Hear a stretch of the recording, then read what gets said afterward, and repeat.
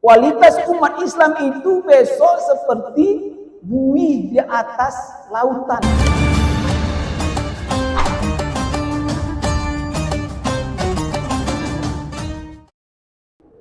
Bismillahirrahmanirrahim.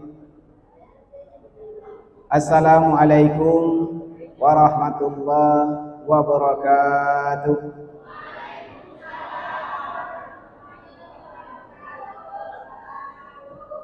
Alhamdulillahillazi khalaqal insana fi ahsani taqwim tsumma radadnahu asfala safilin. Asyhadu an la ilaha illallah wahdahu la syarika lah wa asyhadu anna Muhammadan abduhu wa rasuluhu la nabiyya ba'dah. Allahumma fassalli wa sallim ala sayyidina Muhammad wa ala alihi wa sahbihi ajma'in. Wa qala Allah ta'ala a'udzu billahi minasy syaithanir rajim. Bismillahirrahmanirrahim. Ya ayyuhalladzina amanu kutiba 'alaikumus syiyam kama kutiba 'alal ladzina min qablikum la'allakum tattaqun. Shadaqallahu azim. Kaum muslimin, jamaah masjid yang dirahmati Allah Subhanahu wa taala, di kesempatan yang amat berbahagia ini kembali kita bersyukur kepada Allah Subhanahu wa taala. Alhamdulillahirabbil alamin. Kita masih bernapas. Kita masih dalam keadaan sehat. Kita masih diberi kekuatan, mampu duduk di masjid yang kita cintai ini dalam rangka mendekatkan diri kepada Allah Subhanahu wa taala. Kualitas hidup, kebaikan ini akan dapat kita rasakan sejauh mana kita mendekatkan diri kepada Allah Subhanahu wa taala. Inilah kebahagiaan hakiki ketika kita mampu bersyukur, berterima kasih, bermunajat dan berharap kepada Allah Subhanahu wa taala, yang insya Allah di akhirat kita akan memperoleh kebahagiaan.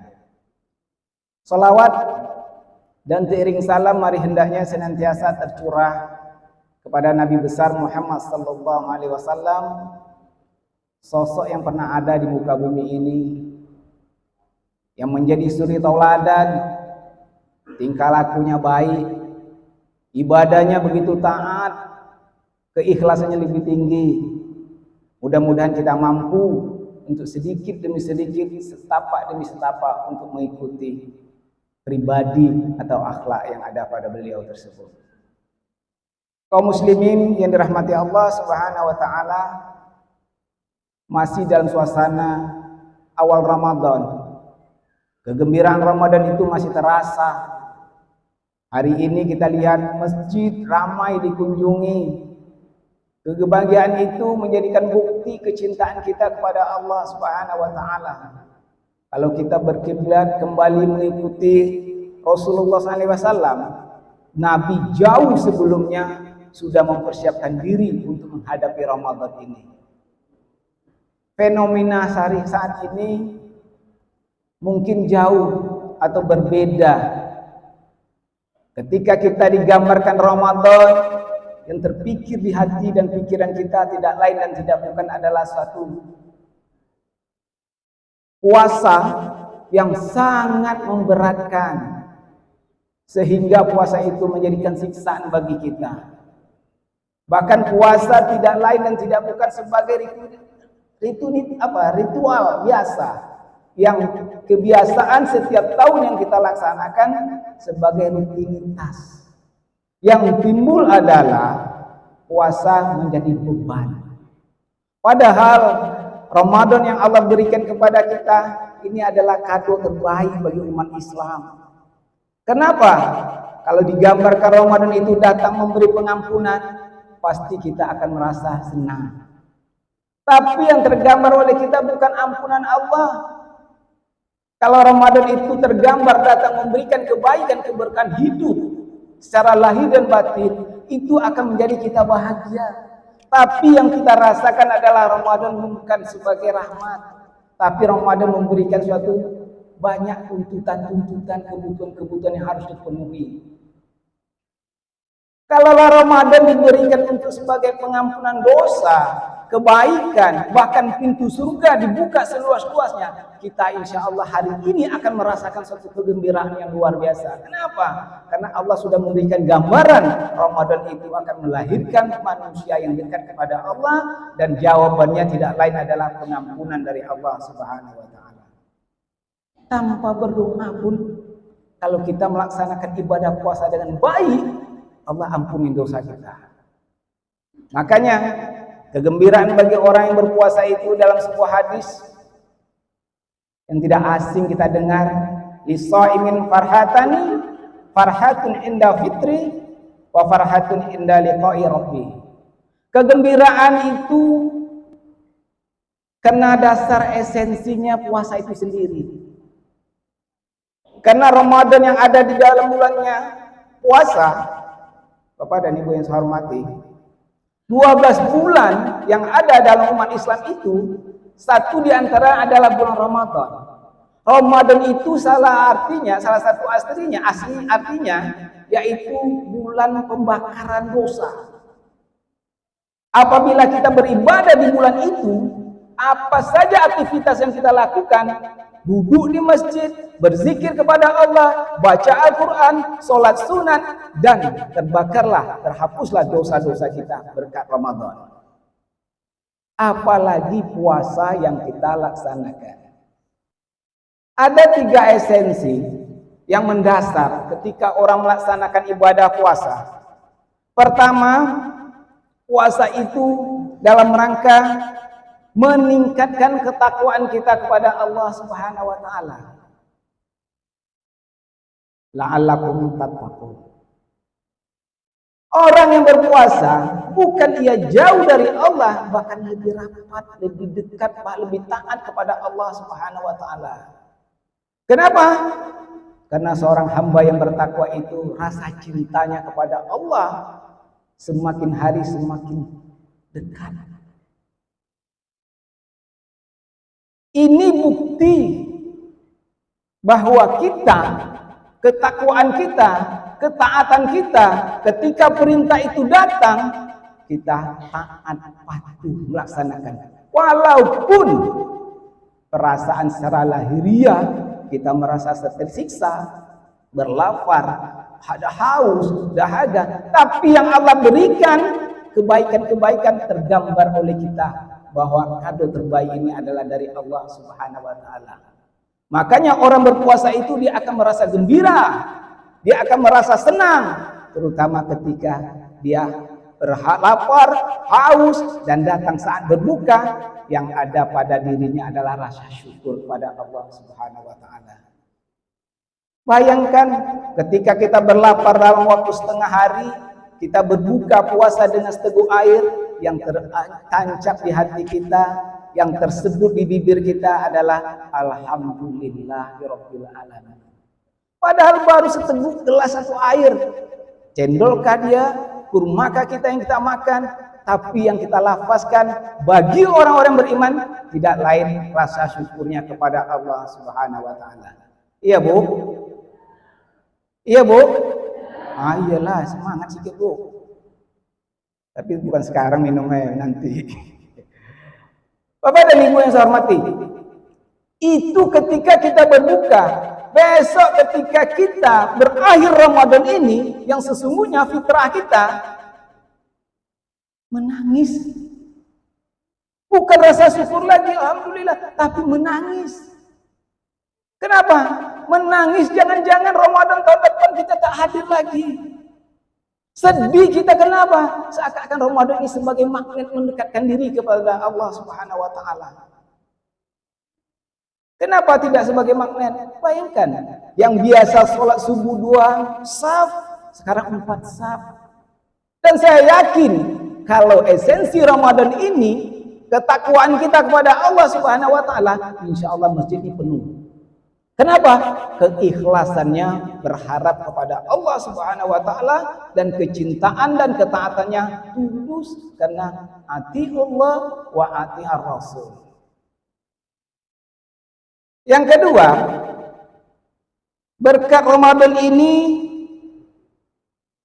mendekatkan diri kepada Allah. Setelah bertakwa, dia akan bertambah dekat kepada Allah Subhanahu wa taala. Makanya semua umat Islam hari ini berlomba-lomba untuk mendekatkan diri kepada Allah Subhanahu wa taala dengan rangka untuk beribadah padanya. Makanya kualitas Ramadan kita ini perlu kita perhatikan, semakin hari hendaknya semakin baik. Walaupun jauh sebelumnya Rasulullah sudah memprediksi kualitas umat Islam itu besok seperti buih di atas lautan yang terombang-ambing. Banyak buihnya tapi terpecah belah di bawah arus dan angin. Sahabat tanya, apakah umat Islam saat itu tidak ramai, tidak banyak? Kata Nabi, umat Islam saat itu ramai, banyak, tapi kualitasnya, jumlahnya yang banyak, tapi kualitasnya sedikit. Makanya kita khawatir Ramadan, puasa yang kita laksanakan hari ini 1 bulan penuh, kita harus perhatikan bagaimana kualitas puasa kita. Jangan kata Nabi, berapa banyak orang berpuasa, baginya tidak lain dan tidak bukan hanya merasakan lapar dan haus. Berapa banyak orang beribadah Ramadan, sholatnya, tapi yang didapatkan adalah capek, lelah, bergadang setiap malam, tapi tidak memiliki kualitas yang terbaik. Nilainya tidak ada di sisi Allah Subhanahu wa taala. Apa penyebab ini? Kata Nabi, umat Islam saat itu penyakitnya satu. Pertama, penyakitnya sangat kronis, lebih dari penyakit dari corona. Pertama, mereka cinta terhadap dunia. Kecintaan kita terhadap dunia ini, inilah yang menggerus sedikit demi sedikit kualitas ibadah kita kepada Allah Subhanahu wa taala, yang pada akhirnya ruh Islam itu dicabut oleh Allah Subhanahu wa taala. Bayangkan kalau jiwa kita, roh kita ini dicabut oleh Allah, kita akan mati. Tapi dalam ruh Islam itu kalau ditarik oleh Allah Subhanahu wa taala, makanya ramai kita berpuasa, banyak masjid dikunjungi, tapi kualitasnya jauh dari yang diharapkan. Bapak dan Ibu yang saya hormati, kenapa cinta dunia ini menggerus atau menggerogoti? Tidak lain dan tidak bukan materialistis. Kecintaan kita kepada dunia ini mengalahkan keyakinan kita kepada Allah Subhanahu wa taala. Bayangkan beberapa fenomena saat ini, orang lebih senang pamer terhadap harta. Beberapa terakhir ini orang senang pergi berrekreasi, berkunjung kemana dalam rangka untuk menampilkan, memperlihatkan bahwa mereka punya harta, bahwa mereka eksis di dunianya, bahwa mereka sanggup beli ini, sanggup beli itu. Ini tidak lain dan tidak bukan akan mengikis kualitas kehidupan kita di hadapan Allah Subhanahu wa taala. Kalaulah cinta dunia itu hingga kepada diri kita, makanya orang akan merasa dirinya sebagai orang yang tidak bernilai di sisi Allah Subhanahu wa taala. Kenapa? Timbullah kehinaan, timbullah kelemahan umat Islam itu. Di antara satu zaman sama lain tidak ada lagi tegur sapa. Ketemu tapi tidak tegur sapa. Anggapannya sombong, anggapannya dia lebih hebat, anggapannya dia lebih tahu. Bayangkan umat Islam sebelumnya, pada masa Rasulullah, pada masa sahabat, begitu akrab sesama umat Islam, begitu solid dalam menjalankan ibadah, dan hubungannya kepada Allah semakin baik, juga hubungan sesama manusia juga semakin baik. Ini kualitas umat Islam yang diharapkan. Kalau bicara tentang kualitas, hari ini kita terbangun mindset kita, ada uang, ada barang. Segala diukur dengan uang. Mohon bantuan, yang terpikir adalah ngani piro, berapa duit, Tapi kalau itu yang terpikir, maka persaudaraan itu semakin hari semakin diukur dengan uang. Makanya umat Islam lemah dan tidak mempunyai kekuatan secara ruh dan jiwa. Maka mudah kita diobok-obok. Bahkan ada satu riwayat, seperti makanan yang disantap oleh anjing-anjing lapar. Begitulah kualitas umat Islam. Ramai, banyak, tapi tidak mempunyai kekuatan sama sekali. Yang kedua, penyebab kualitas kita berkurang itu tidak lantai, tidak bukan penyakit yang disampaikan oleh Rasulullah SAW, itu namanya wahan, cinta dunia. Yang kedua, takut akan kematian. Seakan-akan kita menghadap kematian itu merupakan balasan yang tidak ada lagi pengampunan dari Allah Subhanahu wa taala. Orang yang takut mati itu tidak lain dan tidak bukan karena mereka tidak punya bekal. Bu ya, tidak punya bekal. Mereka tidak punya amalan. Mereka tidak punya nilai-nilai ibadah yang baik di sisi Allah Subhanahu wa taala. Tapi kalau kita sudah punya bekal, seperti hari ini kita taat kepada Allah Subhanahu wa taala, kematian itu merupakan satu yang ditunggu-tunggu. Kenapa? Karena besok kita akan ketemu kepada Allah Subhanahu wa taala. Makanya kegembiraan orang Ramadan ini bagi orang berpuasa, besok ketika dia berjumpa dengan Allahnya, dengan Tuhannya, orang akan merasa senang kepada orang yang menciptakannya. Kita akan bahagia ketika kita bertemu dengan orang yang memberikan hadiah kepada kita. Kalau Ramadan ini sebagai hadiah, maka kita akan senang. Siapa yang memberi hadiah itu? Oh, siapa yang memberikan amanah itu? Oh, siapa yang menciptakan kita? Kita akan ingin tahu.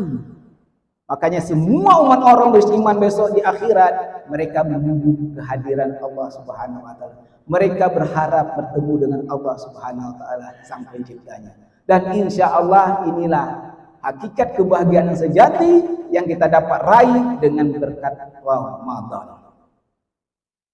Kaum muslimin, makanya terakhir esensi Ramadan itu bagaimana kita bisa mengendalikan diri sebagai manusia.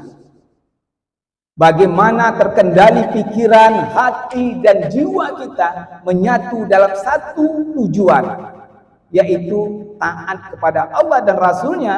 Insya Allah keseimbangan hidup itu akan terjalin dengan baik. Kemuliaan kita akan kita dapati kalau kita mampu berhubungan baik dengan Allah Subhanahu wa taala dan melakukan hubungan baik sesama manusia. Inilah yang sejatinya. Dan Ramadan mampu menyeimbangkan kehidupan tersebut. Kita mampu boleh membeli barang mewah sebanyak-banyaknya. Kita boleh mampu memberi makanan sebanyak-banyaknya. Tapi bagi orang puasa dituntut kesederhanaan. Bagi orang berpuasa dituntut empatinya, bagaimana merasakan orang lain susah. Bagi orang puasa dituntut bagaimana bisa memberi sebagian hartanya kepada orang lain. Inilah keseimbangan yang sejati ketika kita hidup bukan hanya untuk diri sendiri, justru kehidupan kita bergantung kepada Allah dan kepada orang lain. Karena besok akan diminta pertanggungjawaban dari Allah Subhanahu wa taala. Sejauh mana pertanggungjawaban itu, perilaku kita di dunia ini, mata, penglihatan, mulut, telinga, seluruh akan diminta pertanggungan dari Allah Subhanahu wa taala. Lebih-lebih harta yang kita dapati, ilmu yang kita miliki, semua akan menjadi pertanggungjawaban. Bapak, Ibu yang saya hormati, demikian yang dapat disampaikan. Mohon maaf atas segala kekurangan. Billahi taufiq wal hidayah. Wassalamualaikum warahmatullahi wabarakatuh.